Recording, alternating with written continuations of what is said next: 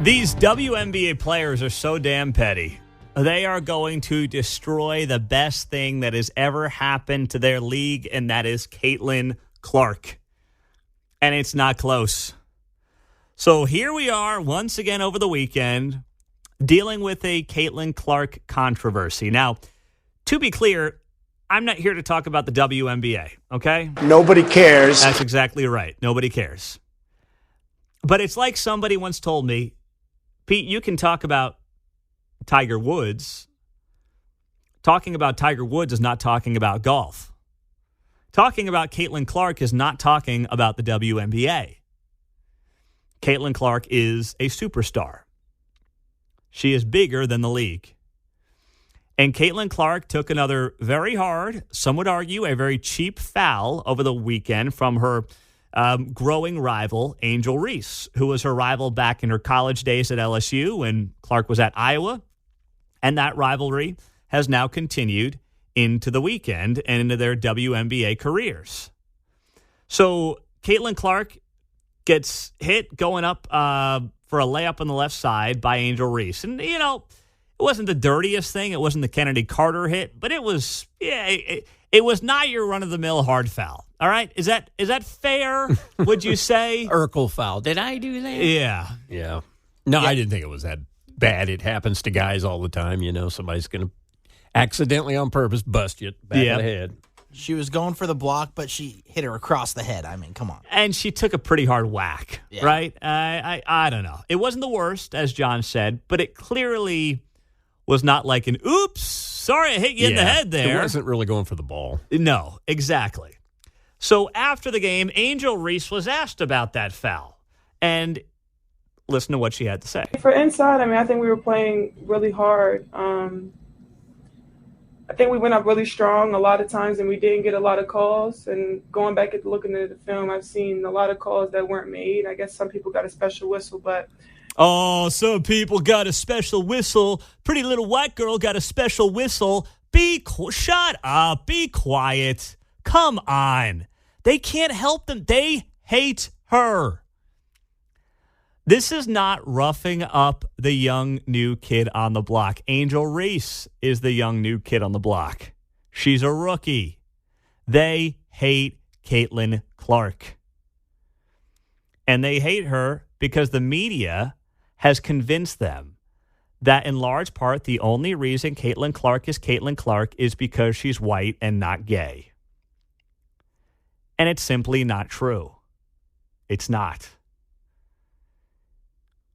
If it were true, if the only reason that Caitlin Clark was popular in the sport was because of her skin color and her gender orientation, then why is it that when you see somebody like a Tiger Woods burst onto the scene in golf, everybody falls in love with him?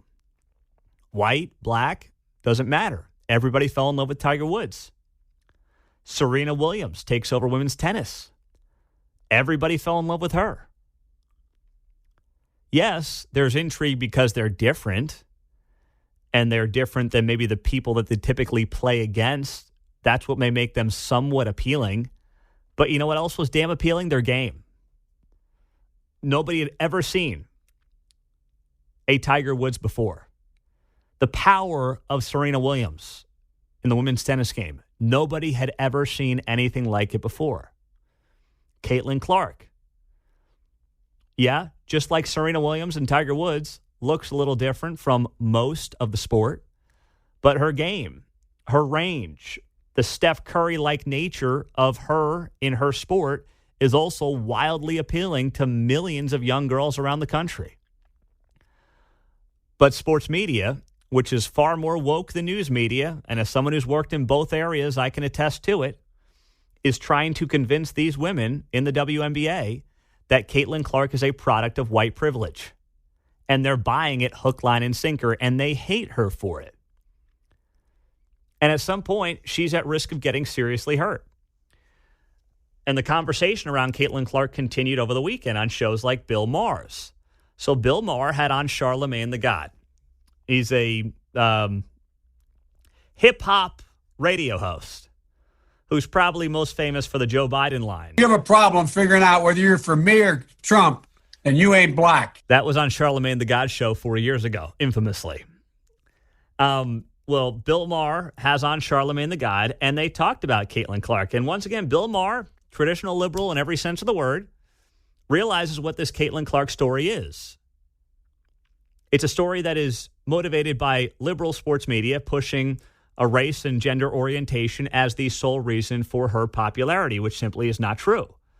Charlemagne the God is obviously sympathetic to that sports media mentality and that angle on the story. And Bill Maher totally called him out for it and got him on this. Take a listen. But you don't think it's a problem that this young woman, there's so many examples where, I mean, black people are very marketable. Well, ask yourself and this. She seems to have been indoctrinated into this.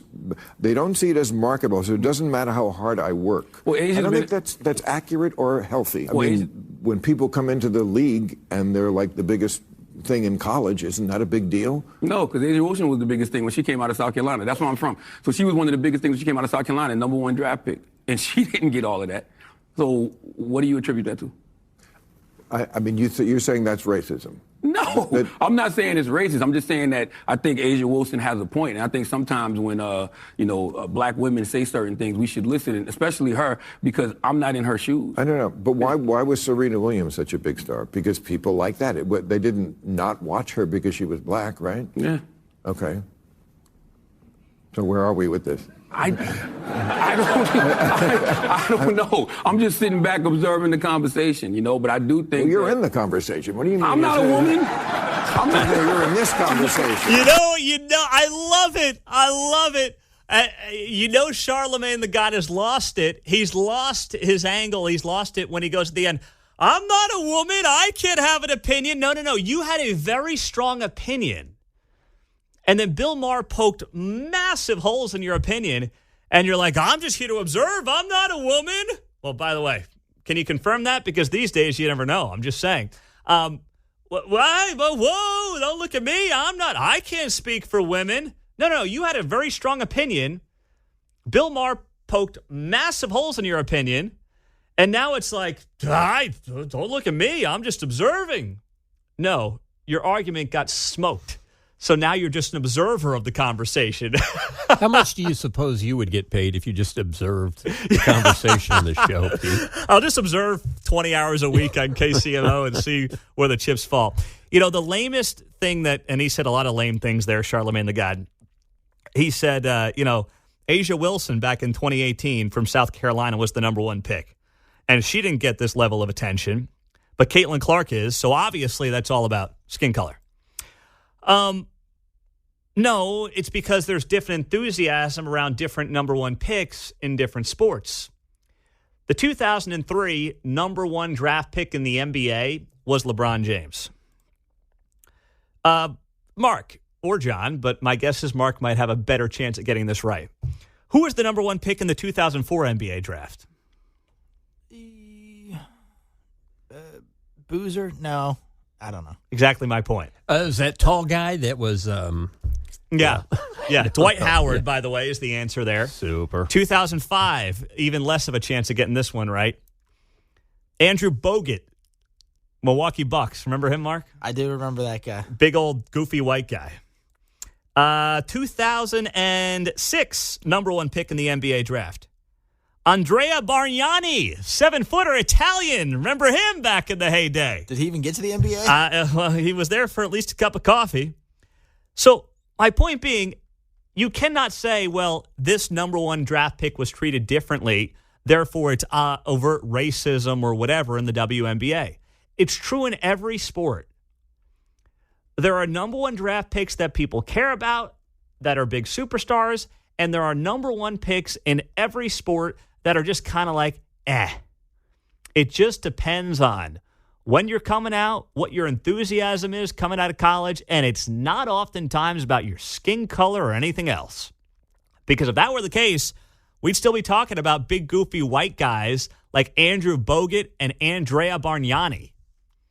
Two guys who Mark, our resident, sports gambler here, totally forgot about. And I did too till I looked it up this morning.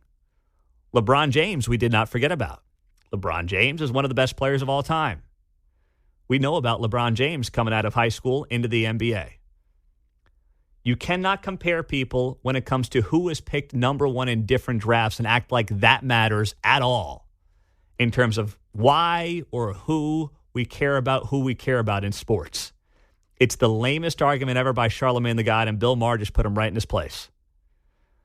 But I'm telling you what, these WNBA players, they're going to rue the day they started hating on Caitlin Clark the way they are.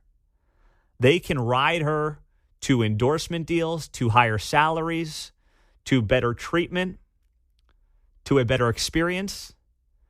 But if they listen to sports media, they're going to ruin it for themselves and those who come after them.